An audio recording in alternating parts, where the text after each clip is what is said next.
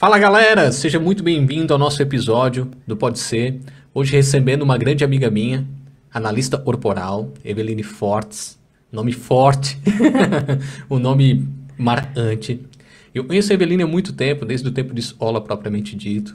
Conheço ela como advogada também. E hoje ela está vindo aí como uma analista corporal propriamente dito, daquilo que ela está buscando hoje, se apresentando como analista corporal, fazendo bastante trabalho relacionado a isso.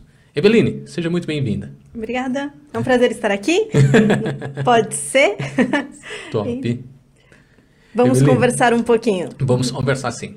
Eu te conheço como advogada. Isso. E aí tu fez essa transição de carreira propriamente dito para uma analista corporal. Isso mesmo. Como tu fez essa mudança? Por que dessa mudança?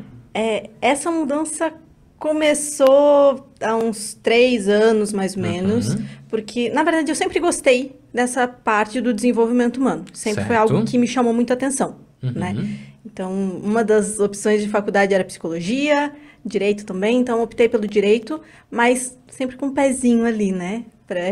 Pesquisando assuntos relacionados a desenvolvimento pessoal, fazendo alguns cursos, nada muito profundo, né? Nada muito aprofundado, mas sempre pesquisando, lendo sobre o assunto. E ali uns 3 anos eu comecei a ficar meio decepcionada com o direito, né? Certo. Não tinha mais aquele brilho. E fazem uns 2 anos e eu comecei a fazer o curso, eu encontrei o Corpo Explica, né? Há uns 2 anos atrás. Consumi o conteúdo deles no Instagram, porque era uma escola bem nova, né? Na época, acho que tinha 2 anos na época, agora, se não me engano, tem 4. E nesse período eu pensei, tá, vou fazer o curso para mim, né? De frente ao espelho, né? Para autoconhecimento. Fiz o curso, eu pensei, não, então tá bom. É isso que eu quero se é para mudar de carreira, vai ser para esse ramo mesmo. Entendi. Então acabei fazendo essa transição, né? Bem radical. Mas o analista corporal, ou, né, não o analista propriamente dito, mas a pessoa que vai em busca de um analista corporal, ele, na maioria das vezes, ele está buscando o que, assim, propriamente dito? Autoconhecimento. São pessoas que... Uma vez uma pessoa descreveu muito bem, né, no final da sessão. Ele falou assim, olha, eu sempre tive muitas respostas. Certo. Só que eu não sabia as perguntas para tudo aquilo que eu ouvia. Aí agora, com a análise, eu encontrei as perguntas para as respostas e as respostas para outras perguntas que surgiram. Que bom. Então, são pessoas que normalmente elas já tiveram algum contato com conhecimento pessoal, né, com autoconhecimento, e acabam buscando mais alguma ferramenta, né? Ou porque elas estão passando por uma situação difícil, ou porque elas querem mudar, talvez, de carreira, ou porque simplesmente querem melhorar de vida. E, às vezes, tem algumas coisas que a gente não sabe de onde que vem, certo, né? Que travam a nossa vida e a gente não sabe de onde que vem. Então, essas pessoas são as que buscam o autoconhecimento em si, né?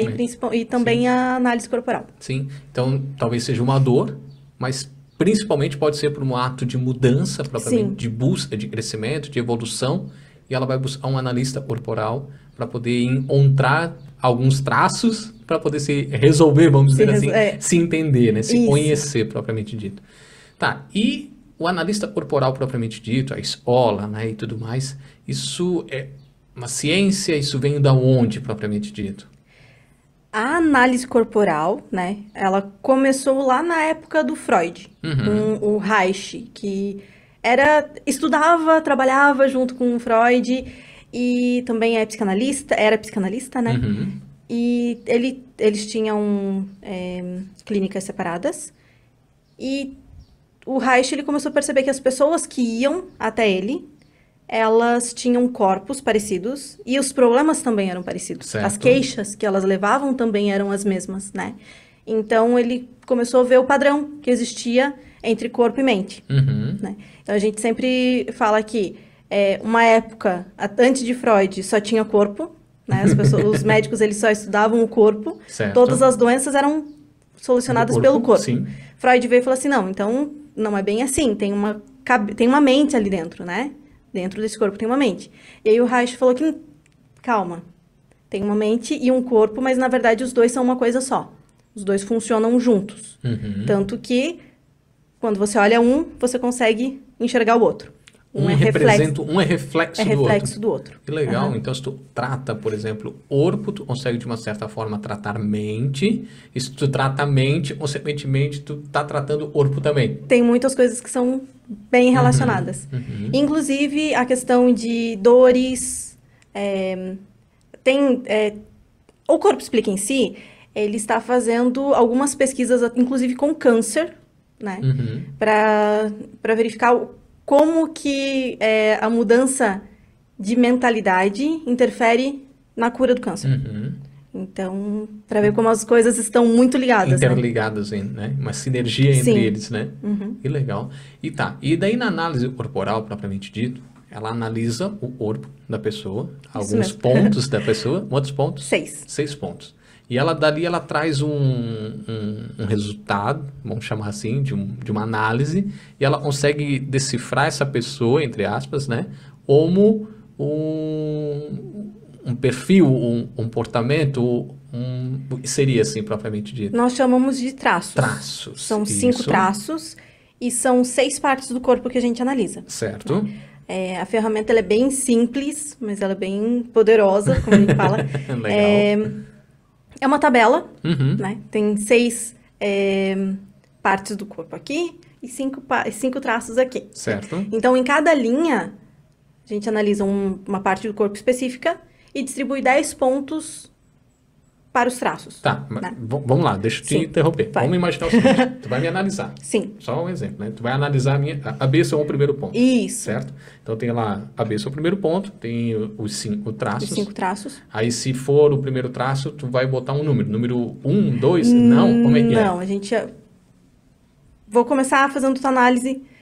Eu olho quanto de esquizoide tem nessa cabeça. Que o esquizoide é o primeiro traço que se forma, a gente normalmente começa por ele. Quanto que de esquizoide tem nessa cabeça? Então, o que eu vou olhar? Se é uma cabeça mais alongada, se é uma cabeça que ela tem uma testa ressaltada, se parece que ela é leve, né? O que tu tá vendo na minha cabeça, Eveline? Por favor, agora me ajuda. Vamos lá. Só a cabeça, analisa agora. Vamos lá. Você tem o queixo que é pontudo. Isso é traço do psicopata. Certo. Então, você tem essas bochechas que são molinhas, né? Uhum. Então, isso é um traço... Isso traz a característica do oral. Certo. Você tem a questão aqui da testa ser um pouco mais... alongada. É uma das partes principais do seu rosto, né? Então, a gente tem ali a presença do esquizoide. Então, o que a gente faz? A gente olha o que tem mais, o que tem menos. E distribui esses 10 pontos. E tem mais? O que tem mais? Aí a gente olha, por exemplo, vira de lado. Tanto faz? Isso, fica sério. Pode virar do outro lado. Nariz ponta? Não. Bom, daria pra dizer que tem bastante psicopatia e esquizoidia na tua cabeça. Tá, então antes de a gente conhecer todos os traços, eu quero conhecer esses dois. Tá. O esquizoide é um traço muito criativo, que ele gosta de ficar mais isolado, ele não gosta muito de aparecer, nos momentos em que ele está criando. Ele não gosta muito de contato com as outras pessoas. Na né? criação. Nos momentos em que ele está ativo, né? A gente pode dizer assim. E já o psicopata é um traço que ele é articulador. Ele gosta de liderar, ele gosta de ter pessoas competentes para fazer por ele. Certo. Então, esses são os traços que daria para dizer que tem mais na sua agora, cabeça. certo? Só que assim, o que a gente não faz? se limita na cabeça. Não, a gente certo? analisa cabeça, olhos, boca, tronco, quadril e pernas. São essas 6 partes do corpo. Essa pontuação ela é distribuída 10 pontos em cada uma dessas partes, né? Então, no final disso tudo, a gente tem um gráfico, e daí sim a gente pode falar, o Fábio ele é mais psicopata com oral, ou psicopata com alguma coisa, esquizoide com rígido. Então, vai ser a junção de toda essa pontuação. Certo. Né? E aí são 5 traços. Isso. Quais são os 5 traços? Esquizoide, oral, psicopata, masoquista e rígido. Tá. E quais são as características desses traços? Vamos lá. Para entender né, De uma forma bem resumida, simples, assim, o pessoal para que vocês conhecer, consigam certo? entender, né, todo o contexto dele. Uhum. Os traços, eles são formados desde a concepção do bebê até mais ou menos uns 5, 6 anos de idade. Certo. Como que vai ser formado esse traço? Esse traço ele é formado em um momento por uma dor. E essa dor vai trazer alguns recursos para essa pessoa. Certo. Né? O momento conforme vai sendo mielinizada a medula espinhal. O que significa isso, Eveline? Porque assim, a criança, quando ela nasce, ela já está com a medula pronta. Né? Toda a questão nervosa ali, todo o sistema nervoso está pronto. Só que ainda falta como se fosse encapar o fio. Certo. Né? Então, passa uma bainha de gordura por toda a medula. Conforme ela começa aqui de cima da cabeça, né? E vai descendo até a parte do genital. Certo. Então, conforme essa bainha vai descendo, a criança ela vai adquirindo controle e sensibilidade de alguma parte do corpo. Enquanto isso está acontecendo, enquanto vai descendo a bainha, a criança também vai percebendo o mundo de uma forma diferente. Tá, deixa eu só fazer um parênteses. Essa bainha, como tu falou, né? Isso é algo, como eu posso dizer, os médicos trazem isso como realidade, não é uma invenção da... Não. Inclusive, se quiser pesquisar, mielinização. O nome, né, científico é mielinização. Ah, legal. Então, a gente, só para simplificar, fala que é uma bainha de gordura ali para deixar mais fácil. Isso é um processo que vai acontecer com todo mundo. Querendo, gostando ou não gostando, faz parte do processo de evolução do ser humano de criança até se tornar uma pessoa adulta, por exemplo. Sim. E tem outras mielinizações que acontecem, mas a principal e a que forma os traços é essa. Certo. É essa da medula espinhal mesmo. Certo. Né? E o que vai acontecer nesse período? E outra coisa, por que todo mundo tem os 5 traços? Porque todo mundo passou por todas essas fases, né? Então, não tem como dizer que, fulano não tem tal traço. Tem, pode ser 2%, mínimo, mas tem. Certo. Né? Então, não tem como dizer que a pessoa não tem determinado traço. E também, ninguém é 100% de um traço, né? Porque ninguém passou só por uma fase. E tudo vai da percepção da criança, de como que a criança interpretou tudo aquilo, né? O primeiro traço que se forma, ele se forma dentro do útero da mãe, e é da percepção que o feto, naquele momento, tem. Lembrando que o feto, ele não pensa propriamente dito, né? Mas é a percepção que o feto tem de que ele está incomodando, né? Porque o que acontece naquele momento? A mãe tá ali com o feto, ela não tem controle sobre o útero. Sim. Não tem como ter controle sobre o útero. E, às vezes, a mãe se preocupa com alguma coisa, e quando a pessoa se preocupa, a mãe, principalmente, o sangue, ele para de ir tanto para o útero e vai para o resto do corpo. Por quê? Porque ela fica em estado de alerta. Certo. E daí, ao invés de ir para o feto, para o útero, fica para correr, né? Caso precise. É questão, né? Sobrevivência. Então, e quando isso acontece, que diminui o tanto de sangue que está indo ali, né? A quantidade de sangue, o útero, ele fica mais duro, né? Fica desconfortável para o feto. E quando que normalmente a mãe lembra que está grávida?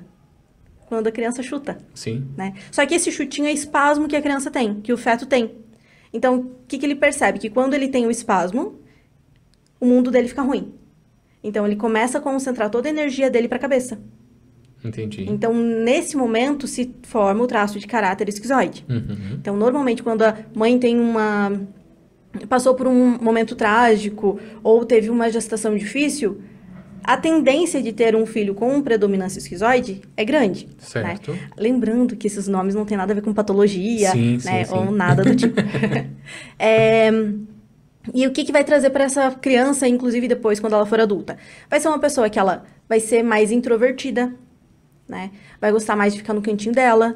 Ela vai ter momentos de caverna, que a gente chama, que é ficar mesmo no mundo dela.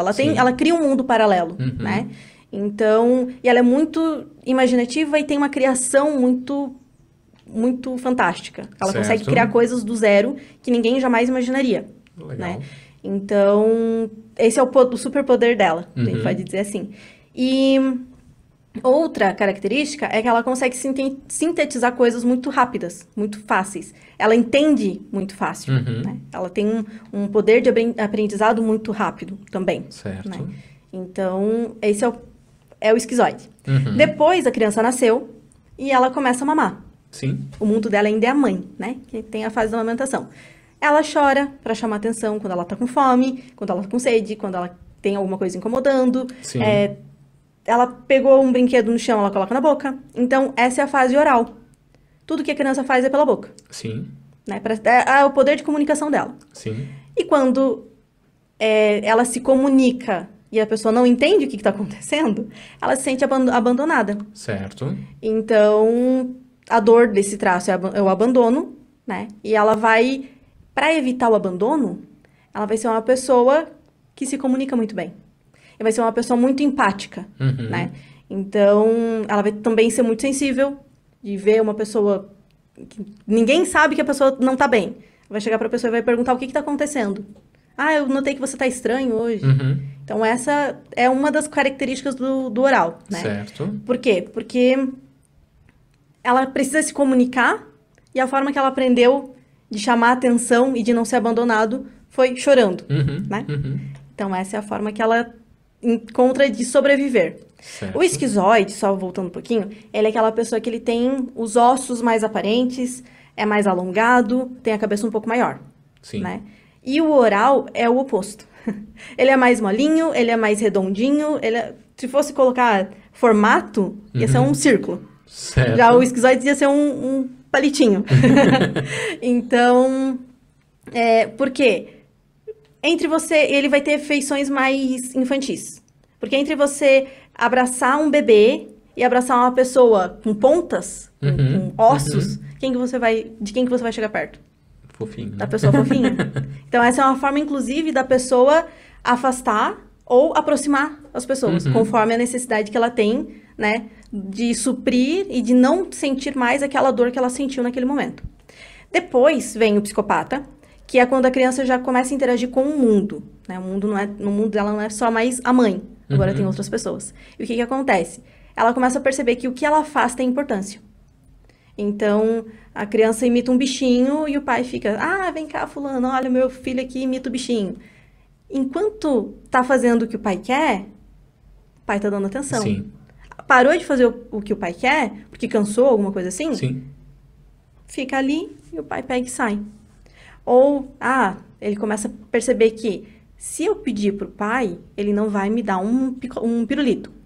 Mas se eu for no colo da minha mãe e pedir pra minha mãe me passar pro colo da minha avó, a minha avó vai me dar um pirulito. Sim. Então, é aquela criança que vai ficar sempre articulando desde pequena o ambiente onde ela tá, né? Certo. Vai ser aquela que vai liderar nas brincadeiras, vai ser aquela que, quando crescer, vai ter um poder de liderança muito grande também, né? Normalmente, quando você vai em empresas, as pessoas que estão na liderança são pessoas que têm psicopatia alta. Por quê? Porque para elas é natural isso, né? Elas não precisam se esforçar para liderar, né? Para delegar. Para algumas pessoas é difícil pedir para os outros fazerem. Para o psicopata, não, né? Então, são pessoas que elas vão ter partes triangulares no corpo, como se fosse um triângulo invertido. Normalmente, o ombro mais largo que o resto do corpo, o queixo, como eu comentei contigo ali no começo, o queixo mais pontudo, o sorriso mais de canto de boca, um olhar que parece que vai dominar. Até esses dias eu fiz um post sobre o Luciano Davan, Luciano Hang, e se vocês olharem o olho dele, ele pode estar sorrindo, mas parece que ele quer mandar em você. Então, esse é um olho muito psicopata, né? Então... Lembrando que não é patologia. Lembrando que não é do que a gente vê nos filmes, né? Luciano, meu brother, segue nós.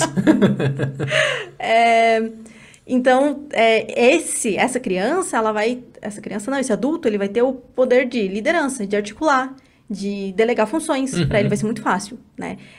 Ele vai gostar muito de aparecer também. Ele não vai ter problema nenhum em aparecer. Inclusive, voltando, se você perceber, ele não se importa de você debochar de alguma característica dele. Desde que aquilo traga algo para ele de bom, algum benefício, né? Ele usa como marketing tudo. Então, isso é uma característica muito forte do psicopata, né? Certo. Usar tudo a seu favor. Então, mesmo que seja perder alguma coisa agora, se ele souber que ele vai ganhar depois, ele até perde. Então, depois, a gente vem para a fase do desfraude, que é a fase que forma ali o traço do masoquista, que é quando a criança percebe que tem expectativa muito grande, que os outros têm uma expectativa muito grande em cima dela. Que é o quê? Filho, você já sabe ir no banheiro. Você já sabe, né, que o pai já falou pra você onde que é o banheiro, que quando você tá com vontade de fazer cocô, você tem que avisar, fazer xixi, você tem que avisar. Mas a criança ainda não tá preparada para aquilo. Por quê? Porque a mielinização não chegou ali ainda, na parte do cóccix, né? Então, ela não tem controle daquilo ali. Ela não sabe... Ela sabe que vai acontecer, certo. Mas ela sabe quando já aconteceu. Não é que nem a gente que... estou com vontade de ir no banheiro. Então, vou segurar um pouquinho até chegar no banheiro. Ela não tem esse controle ainda. E muitas vezes os pais acabam desfraudando antes a criança. Aí isso não tem a ver com idade propriamente dito, né? Não, tem a ver... O momento da criança. Certo. Né? Cada criança vai ter... Tem crianças que com 2 anos já estão desfraudando, outras vão lá pelos 4 anos. Então, depende muito da questão fisiológica mesmo da criança, né? Não tem muito um padrão. E às vezes... Criança que vai em creche também, eles acabam fazendo, tipo, acelerando esse processo. Da sala inteira. Porque tem um que desfrauda todo mundo. E não é bem assim, tem que cuidar muito se a criança já consegue subir escada sem segurar no corrimão, descer escada sem segurar no corrimão. Tem algumas questões que é possível verificar se a criança já está no período de desfraude. Certo. Né? Então, não é só, chegou em tal idade, beleza, vai desfraudar. Por quê? Porque a criança, ela entende que eles têm uma expectativa muito grande de mim, eu não quero desapontar. Saiu, não consegui segurar, não sabia que ia sair alguma coisa. Desapontei eles. Fui humilhada. Por quê? Normalmente o pai vai lá... ou às vezes até um primo que estava ali do lado. Vem cá que fulaninho tá fedendo. A criança se sentiu humilhada naquele momento. Né? Sim. Do quê? De alguma coisa que saiu dela. Então, o que ela faz? Ela começa a ficar atenta aos detalhes do corpo dela. Como assim, quando aconteceu da outra vez, eu senti que minha barriga fez tal coisa. Ela não sentiu que ela estava com vontade de ir no banheiro, mas ela sentiu uma coisa diferente na barriga. Sim. Né? Então, ela começa a perceber todos os detalhes do corpo dela para começar a entender quando que ela vai ter vontade de ir no banheiro. E ela se tranca. Então, ela tranca o bumbum. Por quê? Porque ela não consegue trancar, ela não sabe o que tem que trancar. Então, vamos trancar por onde sai. Ela tranca o bumbum. Então, ela se torna uma pessoa muito forte, muito atenta aos detalhes. Ela vai se tornar uma pessoa que ela vai segurar ao máximo tudo. Então, aquela pessoa que normalmente tá numa situação ruim, ela vai ficar até não poder mais. Por quê? Porque ela aguenta. Sabe aquelas pessoas que você fala assim, tem uma coisa manda pra fulano, que fulano dá conta. Sim. Precisa... eu não sei como resolver tal problema. Vou pedir pra fulano. Porque fulano, mesmo que ele não saiba, ele vai pegar aquele problema pra ele, vai pesquisar como é que faz e ele vai resolver. Sim. Por quê? Porque eles são fortes, eles são metódicos, eles adoram uma rotina, porque enquanto tem rotina, não tem como dar problema, né? Então, pra eles é difícil o improviso. Né? Improvisar pra eles é difícil. Um exemplo... A Dilma. A Dilma tem bastante masoquista. Então, por isso que quando ela ia fazer algo no improviso, saía, né? Do jeito que saía. Do jeito que saía. Então, isso é ruim? Não é ruim, né? Só que você tem que estar num ambiente em que te favoreça para aquilo. Depois disso, a mielinização chega no final, ali da medula, que é na parte dos genitais. Então, nesse momento, a criança está percebendo que o mundo tem pares. Então, o pai tem a mãe, o tio tem a tia, o primo tem a prima, enfim, né? Todo mundo tem o par. Sim. E eu? Quem é meu par? Certo. Aí a criança coloca no progenitor do sexo oposto, no caso, a menina para o pai e o menino para a mãe, a sua visão de par, o par ideal. Sim. Né? Então, a ligação, por isso que a ligação normalmente do menino com a mãe é maior e da menina com o pai é maior. Porque tem essa questão do meu primeiro amor, né? E muitas pessoas levam isso para a vida inteira. Inclusive, tem muitos relacionamentos que acabam por não se entender essa questão de que não, o teu par é outra pessoa, não é o teu pai, não é tua mãe, né? Certo. Então, isso a gente consegue verificar também, inclusive na análise. E o que vai acontecer com essas pessoas? Elas perderam essa primeira relação, né? Essa primeira competição, elas perdem. Por quê? Sim. O pai tem a mãe. Ele pode te chamar de minha princesinha, você é o amor da vida dela. Só que de noite vai te dar boa noite e vai dormir com a mãe, Sim. né? Não tem, mas você tá falando que a criança tá pensando em sexo. Não, nada a ver. Sim. É só sim. que a criança se sentiu A trocada, figura, né? A figura né? paterna ali, ou a materna, como sendo a única coisa que ela tem de ponto de equilíbrio dela, de ponto de Isso. referência dela, né? Então, e ela se sente trocada naquela situação, ela se sente excluída, né? E aí tem a dor do rígido, que é traição, troca, exclusão, e para que isso nunca mais aconteça, o corpo dela se torna um corpo mais chamativo, mais atrativo, né? Sexualmente falando, porque depois a criança cresce, vai ser aquela pessoa que passa na rua e todo mundo chama atenção de todo mundo, né? Não que todo mundo chama atenção. E vai ser aquela pessoa também que é muito né? Vai competir muito. Por quê? Porque ela sempre vai querer ser a primeira opção de todo mundo, de tudo. Porque aquela primeira competição que ela teve, ela perdeu. Primeira experiência. E ela nunca mais vai querer fazer Sim. isso.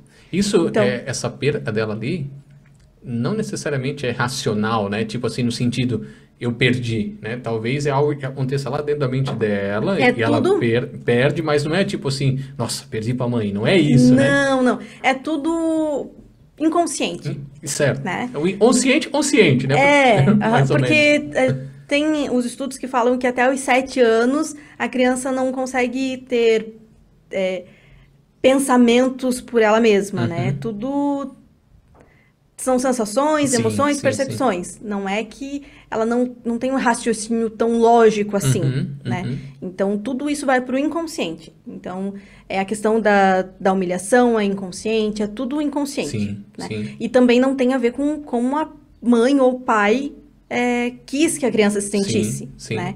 Que já me perguntaram, como é que eu faço pro meu filho ser mais de tal traço? Não dá. Não sei. Não tem como. A gente sabe, claro, uma das coisas que ajuda para a criança ser mais rígida é a questão de dormir com os pais. Só que isso não é bom para a criança, né? Tipo, trazem malefícios para a criança. E é aquela coisa, qual traço você queria que teu filho fosse? Qual traço você gostaria de ser? Você não gosta de ser quem você é? É difícil, né? Então, é a mesma coisa a questão do masoquista.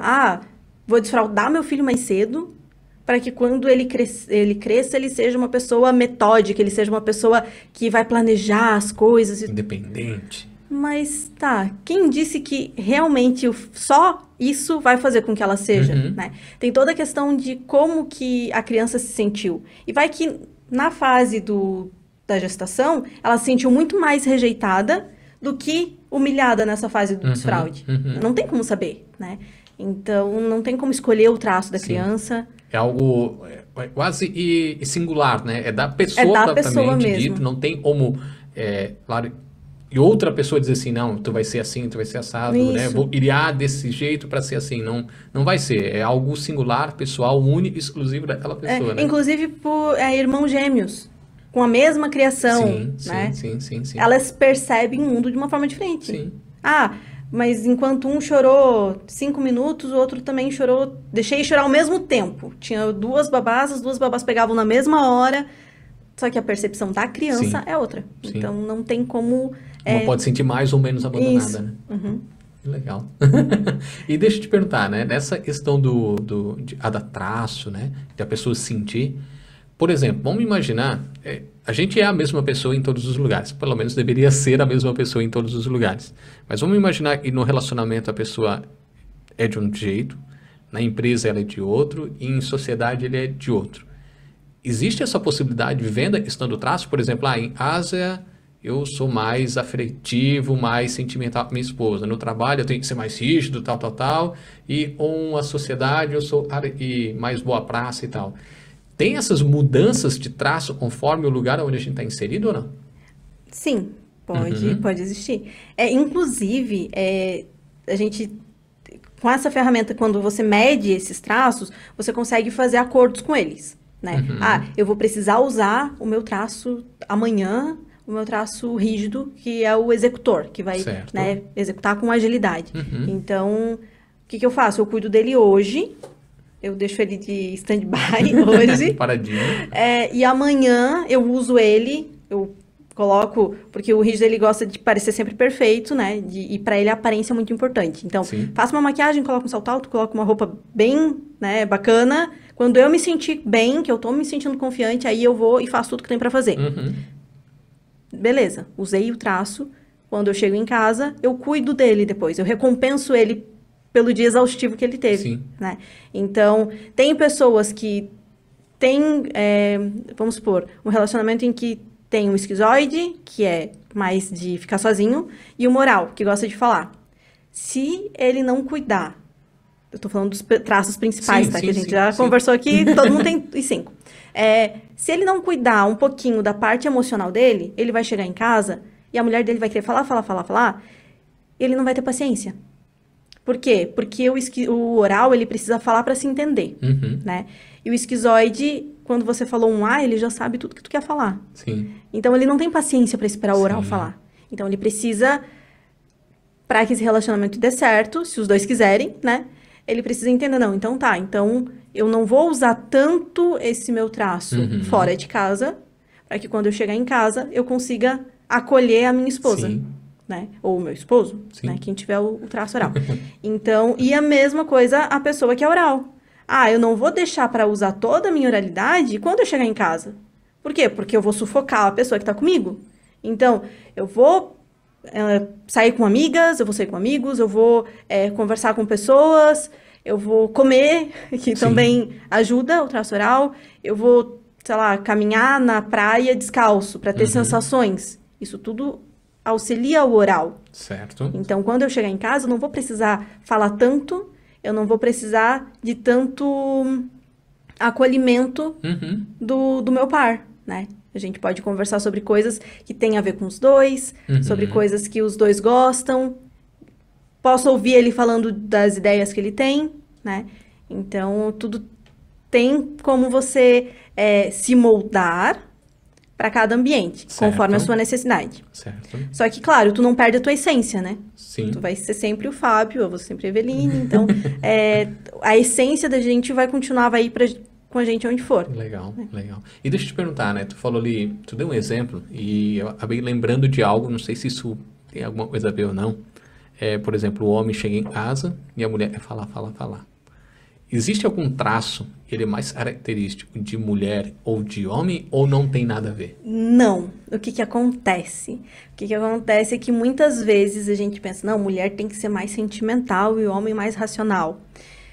A gente é criado assim, de uma certa forma, né? E já várias vezes atendi mulheres que elas eram muito mais racionais e elas sofriam por causa disso. Por quê? Porque cobravam dela que ela fosse emocional. Uhum. Ah, mas por que que você é assim? Nossa, você podia ser mais feminina. Só que ser sentimental não é uma característica só da mulher, Certo. né? Então, não tem isso é de homem, isso é de mulher. Uhum, O que que tem?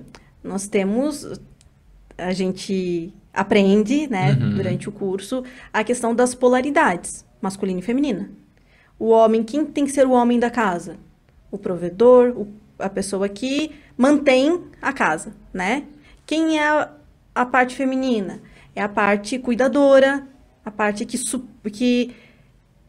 está ali, não é... Muitas vezes falam de inferior, não é Uhum, inferior, uhum. né? Vou dar um exemplo para entender melhor. Uhum. A mulher tá grávida. Quem que vai ser para trabalhar, para ganhar dinheiro? O homem. Tem que ser o homem, né? É essa a questão. Muitas vezes, a mulher tem que sair de casa porque às vezes não tem um homem na casa, Uhum. né? E muitas vezes o homem que está ali é um homem que tem uma polaridade que a gente chama de invertida, Certo. né? Isso não tem nada a ver Não com tem sexualidade, nada a ver com né? sexualidade. Sim. Inclusive, assim, se tu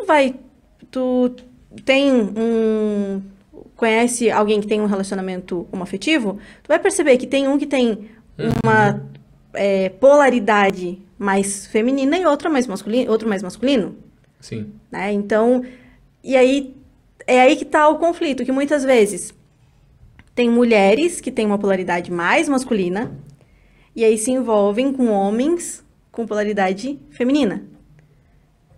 porque ele é mais sentimental e ela mais racional? Não. Porque ela quer ser a dona da razão, né? E ele só quer alguém que cuide dele. Sim. Beleza. Tranquilo. Né? Então, pra ele tá bom, pra ela também tá bom. Né? Então, E vida que segue. E vida que segue. Tá certo. Se pra ele está funcionando, tá tudo certo. Né? Só que a gente entende que futuramente isso pode ser uma disfunção no relacionamento e pode trazer um problema. Entendi. Né? Porque chega um momento em que a mulher precisa ser cuidada, um dos casos é a questão da gestação, e esse homem talvez não consiga inverter de novo, não consiga ter essa questão da polaridade. Mas né? isso, pra realmente não. Então tá, qualquer coisa que acontecer aqui pode deixar que eu cuido, né? Eu vou prover essa casa. Então, tem essa questão. Mas, um traço é mais masculino, outro mais feminino, não. É tudo mais da criação mesmo. Tipo, homem não pode chorar. Isso, homem não chora. Homem chora se for um homem que tem traços mais quentes, mais sensíveis, ele vai chorar. Né? Se ele for mais frio, a mesma coisa a mulher, mesma se coisa ela for mulher, mais fria... ela não vai chorar. Não vai chorar. Então, não tem muito essa Isso questão não tem nada a ver de se a pessoa é ruim, boa, não tem nada a ver disso. É um traço dela, é É uma característica, característica. né? São Legal. características das pessoas. Certo. E aí, como essa análise é feita através de traços da pessoa, propriamente dito, se eu fazer alguma alteração, conforme o tempo, conforme a idade, peso, algo assim, muda o meu traço? Pode ter uma alteração pequena, né? Mas não nada muito significativo. Não muda a essência em si, né? Não, assim, tem gráficos que a gente chama de distribuídos, que são aqueles que quase todos os traços têm a mesma porcentagem. Aí é um gráfico distribuído. Aí pode sim haver uma variação um pouco maior, né? Mas eu, por exemplo, tenho muito mais oralidade do que esquizoidia. Meu principal traço é oral. O meu menor traço é o esquizoide. Então, isso não vai inverter. Certo. Né? Então, inclusive, teve uma fotógrafa que ela fez um estudo com pessoas antes, ela fotografou rostos de pessoas que foram para a guerra, então ela fotografou antes da guerra e o pós-guerra. Então a gente consegue ver que como ali teve um trauma muito grande, que daí foi a questão mental também, não só física, teve mental também, alterou até que significativamente a questão do rosto. E muito do traço que predominou ali foi do masoquista. Porque, querendo ou não, quando você vai para a guerra, você, né, tem toda a questão da pressão, né, que você tem que suportar muita coisa, ver coisas que você não queria ver e continuar, né? Então, aí teve uma mudança, mas é porque teve um trauma muito grande, só que a pessoa ainda não perdeu os principais picos dela, né? E outra coisa, a pessoa fez bariátrica. Se ela não cuidou do mental, ela vai voltar com o peso que ela tinha, né? Então, é normal a gente ver pessoas que fizeram bariátrica e depois voltam a ter o mesmo peso que tinha antes da bariátrica, às vezes até mais, né? Ou desenvolvem algum distúrbio alimentar por conta disso. O oral, ele se alimenta mais? Sim. Certo. Por conta dessa fase da oralidade mesmo. Certo. Que tudo ela colocava na boca. Então, aquela pessoa que tá ansiosa, vai comer. Triste, vai comer. E quando isso é prejudicial, por exemplo, assim, vamos falar sobre peso, né? Vamos dar uma ideia. A área oral, na pessoa oral, ela começa a se alimentar para expor, né, esse traço dela oral. Só que isso começa a fazer mal para a saúde dela, fisicamente. Como é que compensa algo assim? Isso a gente está falando oral, como os outros teriam outros os principais traços, né, que têm essa tendência a ganho de peso é o oral e o masoquista, né? E o ganho de peso a gente sempre diz que tem 3 funções. É a de destaque, a de força e a de proteção, né? Certo. Então, enquanto o peso tiver uma dessas funções, se você tirar, vai ficar ruim para a pessoa. Entendi. Por quê? O oral ele precisa ser visto, né? Então, quanto maior ele for, mais fácil ele, né, de ele ser visto. A questão de comer muito é porque o oral a gente diz que ele tem sempre um vazio dentro dele, né? Então, é como se faltasse alguma coisa. Certo. E como que ele vai preencher? Ele vai fumar, muitas pessoas fumam, bebem. Trocam, faz uma troca. Isso, desenvolvem vício. Continua fazendo uma função oral, por exemplo, né? Busca, traz o cigarro, leva cerveja, vícios, isso. né? Até a questão de compra também, compulsivas, é muito do traço oral também.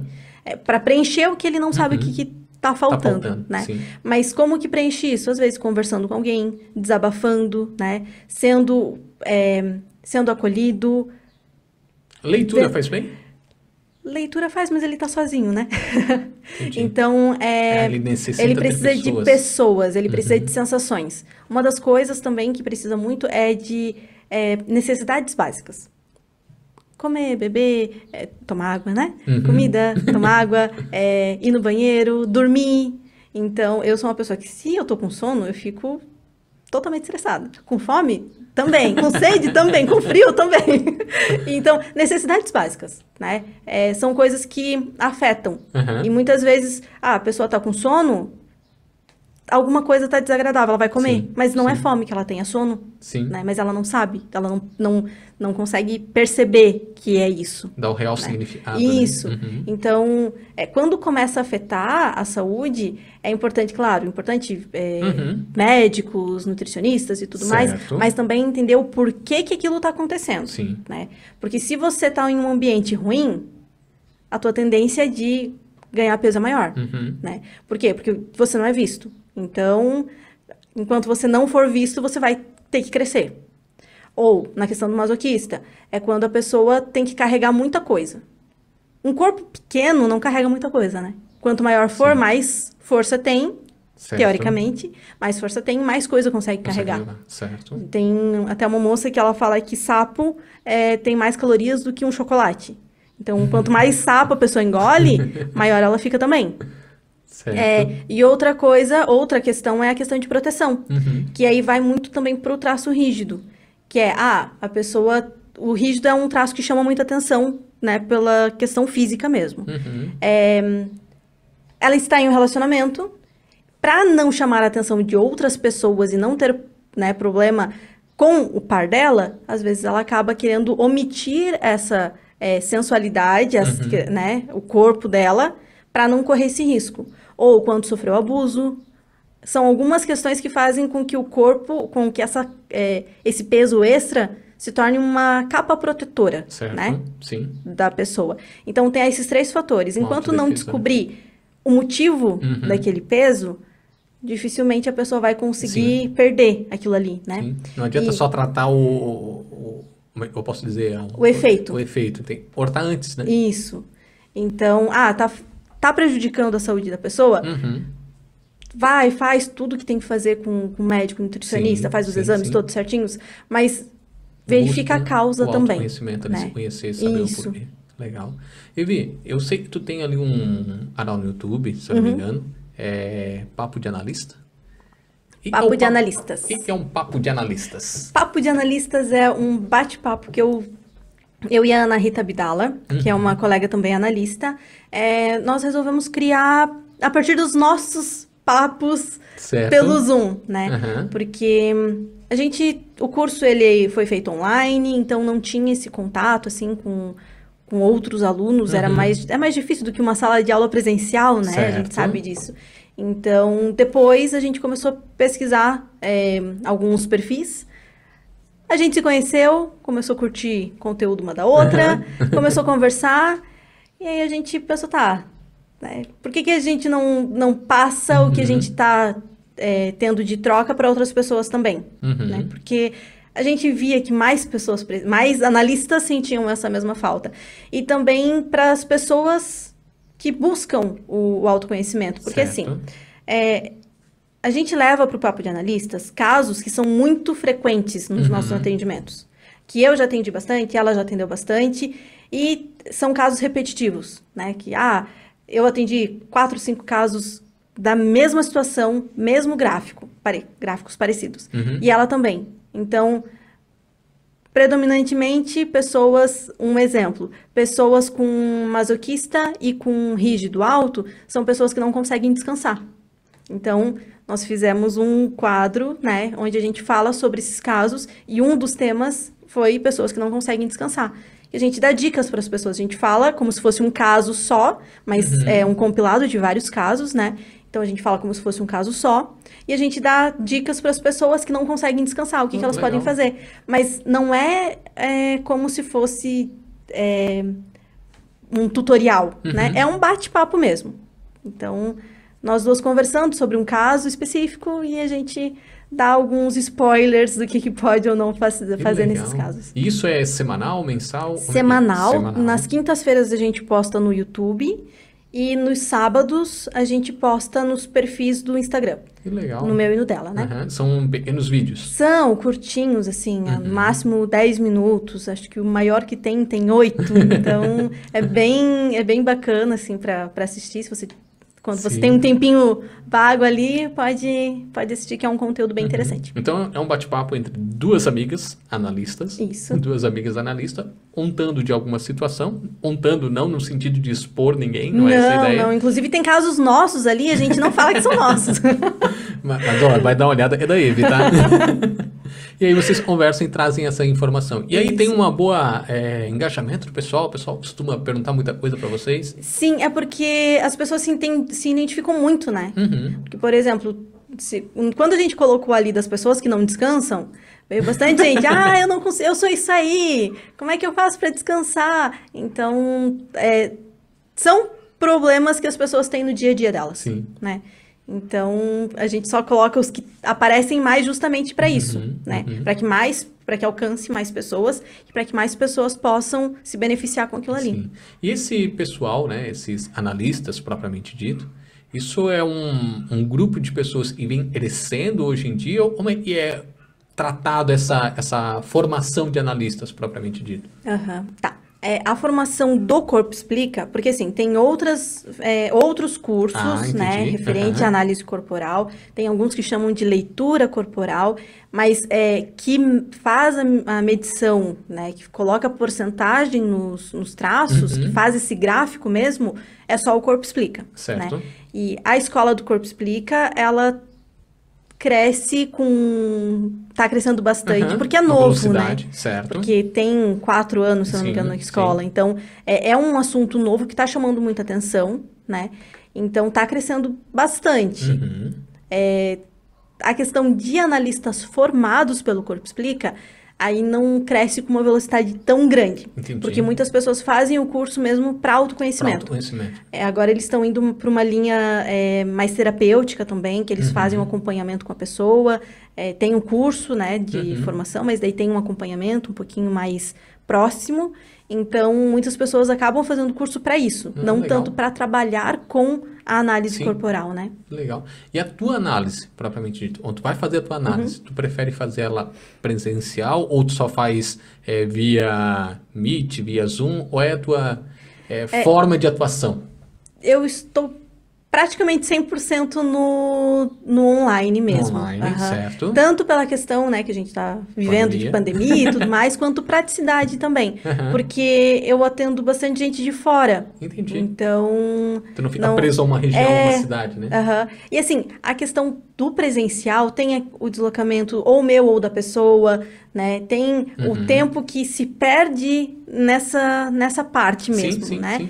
Então, o online, eu acho que é o mais custo-benefício é o melhor, assim. E existe, agora uma pergunta bem pessoal, tá? Existe algum tipo de preconceito com um analista corporal ou não? Olha, tem. Assim, o que acontece, né? Como é novo e como tem outras vertentes, certo. Né? Tem a parte dos psicólogos, alguns, né? Inclusive, tem psicólogos que são analistas corporais, enfim. Mas tem alguns que tem um pouco de preconceito, assim como tem preconceito com constelação familiar, com bioenergética, com o pessoal do coaching. Certo. Então, preconceito sempre vai ter, né? Inclusive, é algo que a escola ela tá muito... tá buscando com muita vontade mesmo... colocar isso como uma ciência. Entendi. Propriamente dita, né? Tipo, eles estão fazendo trabalhos científicos para comprovar toda a técnica, para ter aquilo tudo comprovado cientificamente, justamente para acabar com essa questão, né? Do, é charlatanismo, não é? Então, o que nós levamos? Os nossos clientes, as pessoas que a gente atende, que elas têm um resultado muito bacana. Sim. Uma das últimas que eu atendi, eu estava na metade da análise, ela falou assim, olha, eu posso te falar uma coisa antes de você encerrar? Eu falei, fala. Eu vou resumir o que que aconteceu hoje? Eu falei, o que que aconteceu hoje? 7 anos de terapia em 1 hora. Eu falei, sério? Ela, sim. Inclusive, eu vou passar tudo isso que você me falou, eu vou passar para minha terapeuta, para que junto, né, com esse conhecimento, ela dê prosseguimento ao meu tratamento. Porque em 7 anos, foi o que durante esses 7 anos, o que eles me falaram foi o que você me falou agora em 1 hora. Sem eu falar nada antes para você. Porque assim, na análise a gente não faz questionário para pessoa. Sim, a gente sim, olha sim. o corpo e depois fala, né? Sim. Não pergunta, não tem nenhum questionário antes, né? Então ela falou assim, tu só olhando o meu corpo, se eu tivesse isso antes, mas, tipo, se eu tivesse vindo aqui antes de começar a terapia, eu já teria avançado 7 anos, porque a terapeuta tinha pegado daqui para frente, né? Entendi. Então é isso que daí, o que falam, né, acabo deixando de lado, Que porque legal. vai ter sempre alguém que vai ser do contra, né? Então, eu achei legal porque exatamente isso que tu falou. Antes da pessoa abrir a boca propriamente dito, não, eu tô passando por isso, eu tô vivendo isso, eu sou assim, eu sou assado, tu analisa sem fazer nenhum tipo de conversa com ela. Isso. Aham. Até às vezes a pessoa já quer, né? Chega. Não, deixa eu ir, vamos conversar. Vamos conversar primeiro. Não, calma. Não é assim, não me dá spoiler, deixa, e eu vou te dizer o que tu és, entre aspas, eu queria sim, trazer. inclusive no começo ali, eu peguei pessoas bem próximas para fazer as análises para teste, né? Para as minhas cobaias. E tinham pessoas que eu pensava assim, esse daqui vai ser a predominância de tal traço. E quando eu fazia, e eu falava pra pessoa, não, você tem predominância de tal traço. A pessoa, não, eu não sou assim. Pessoa, não, mas você é. Aí quando eu fazia o gráfico da pessoa, eu falava assim, realmente você não é o que eu falava que você é. Porque você é assim, desse jeito. Não, então, isso aí combina mais comigo. É assim que eu sou mesmo. Que às vezes a gente pensa, a pessoa, ela é mais cheinha. Não, tem oralidade ali. Toda cheinha é oral. Não necessariamente. Exato. Né? Porque tem toda essa questão do... Ela tem uma arcade oral, uma parte desse traço, mas não é o primordial, principal da vida dela. Entendi. Então, é muito interessante, inclusive, por ter feito com pessoas próximas, né? E ver que realmente a ferramenta, ela tem uma taxa de assertividade muito grande. Porque eu, conhecendo a pessoa, convivendo com a pessoa, não sabia que ela funcionava daquele jeito. Então... E já chegou de tu fazer alguma análise, chegar ali, não, tá tudo pronto, lindo, maravilhoso, tudo bem feitinho. Eu revisei umas 3, 5 vezes para ver se tá tudo certinho. E a pessoa não concordar e dizer, não sou isso. Já chegou nesse ponto? Teve um caso, e o que acontece? Eu não fiquei tão apavorada com isso, porque quando fizeram a minha análise, eu não concordei com a minha análise. Sério? Não concordei. Eu falava assim, mas eu não sou masoquista, gente. Eu não sou. Como assim que eu sou masoquista? E, inclusive, naquela época, que masoquista é aquele traço forte, que aguenta, que suporta. É um dos meus 3 principais traços. Inclusive, naquela época, eu não estava conseguindo comer. Eu estava só tomando coisas líquidas, porque a minha mandíbula travou. Nossa. Aí... Mas eu não falei isso para analista, né? Isso eu não contei. Mas, enfim, depois de um tempo eu pensei, meu Deus, como que eu não sou masoquista? Se o masoquista é aquele que suporta, eu tava 2 semanas com dor, há 1 semana sem conseguir colocar uma colher na boca, e eu não reclamei para ninguém. Né? Como que eu não sou masoquista? Então, e aí o que aconteceu? Porque assim, quando a gente pega o gráfico da pessoa, tem várias coisas que a gente consegue ver. A gente consegue ver se ela é mais racional ou não, se ela é mais... se ela gosta de estar com pessoas, ou se ela tem ambição nata, se ela é perfeccionista, se ela gosta de executar, ou se ela prefere que as pessoas façam por ela, se ela tem tendência a ter dependência emocional, se ela é uma pessoa controladora. Tem vários pontos que a gente analisa com o gráfico da pessoa. Né? Então, quando eu falei da questão, você é assim, você funciona, né? Os seus traços são esses. Beleza.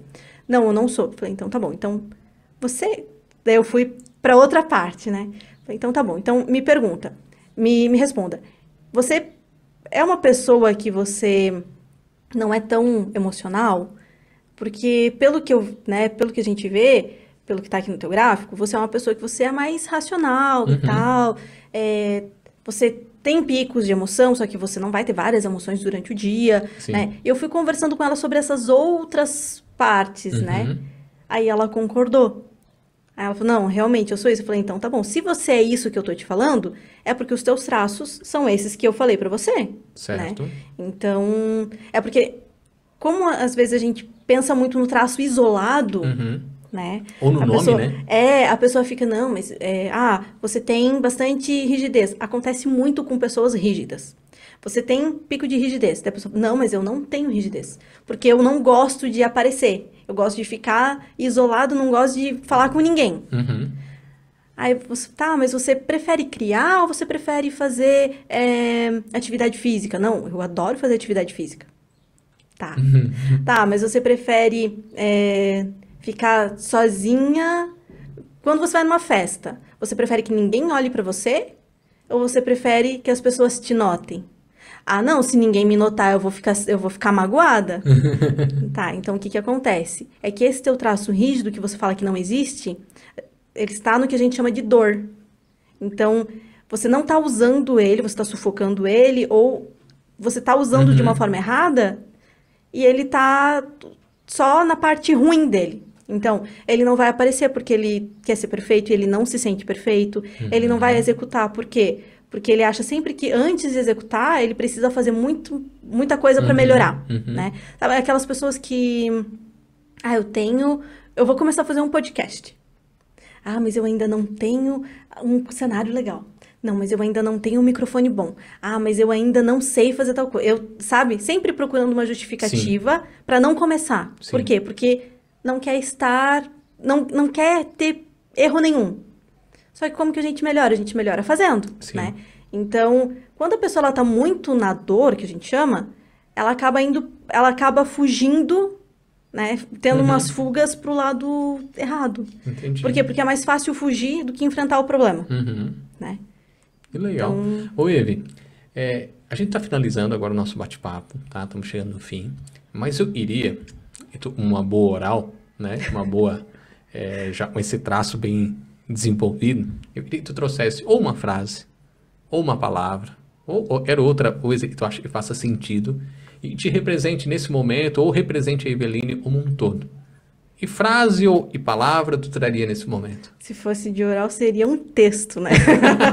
Ela escreveu um livro sobre a Eveline. Só um minutinho, 2 horinhas aí.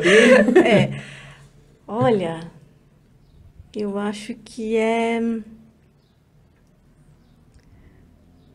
mudança. Mudança? Mudança. Porque, assim, esse momento, né, que eu estou vivendo, ele está sendo de muita mudança, tanto, né, do externo quanto do minha mesmo, né, internamente. Porque tem uma parte nova de mim que eu não conhecia ainda, que é essa parte do desenvolvimento humano, que apesar de eu estar desde dezembro, né, trabalhando com isso, é tudo muito, muito novo, né? Sim. Tudo, cada vez é um conhecimento novo. E o que eu percebo? Que enquanto a gente está mudando, a gente está vivendo, né? Que se a gente para de mudar, a gente para de evoluir, na verdade seria evolução a palavra, nem mudança, seria evolução, porque evolução é uma parte de mudança, né? Então, seria isso mesmo, que enquanto a gente está evoluindo, a gente está vivendo. A partir do momento que a gente para de evoluir, a gente deixa de ter uma razão, né, de existir. Então, seria isso. Nossa, que legal. Eve, te agradeço muito pela presença, pela conversa. Aonde o pessoal pode te encontrar? Meu Instagram, eveline.sfortes. Certo. Ou no Papo de Analistas. Certo. Mesmo. Papo de Analista no YouTube? No YouTube. E agora estou começando no LinkedIn também, se quiserem. Legal. Tem vaga ainda para análises? Agora em novembro já abri a agenda. Já abri a agenda. Tem algumas vagas ainda para novembro. Legal. Se quiserem já agendar para dezembro. Tem análises de casal também, que são análises combinadas, que é bem interessante. Que no caso é analisado as pessoas individualmente, né? E depois é feita uma combinação dos gráficos para mostrar quais as principais diferenças dos dois, quais as principais semelhanças, onde eles precisam se ajustar para o relacionamento fluir, né? Então, tem bastante coisa bacana. E legal. Galera, esse foi o nosso Pode Ser, um podcast muito legal, a Eveline Fortes. Sejam todos acompanhantes desse canal, acompanhem também a Eveline lá também. Não deixem de seguir ela nas redes sociais, em todas as mídias. E, Eveline, muito obrigado. Eu que e até o agradeço, próximo. Fábio. Até mais. Até. Tchau, Tchau, tchau. tchau.